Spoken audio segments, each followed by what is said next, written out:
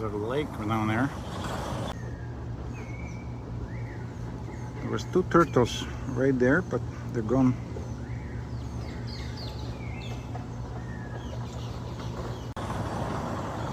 Pretty huge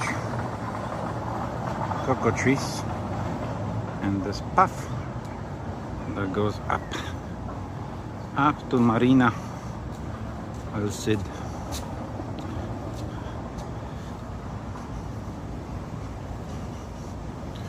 There's 3 hotels here: Ventus, Marina El Sid, and Ventus Ha.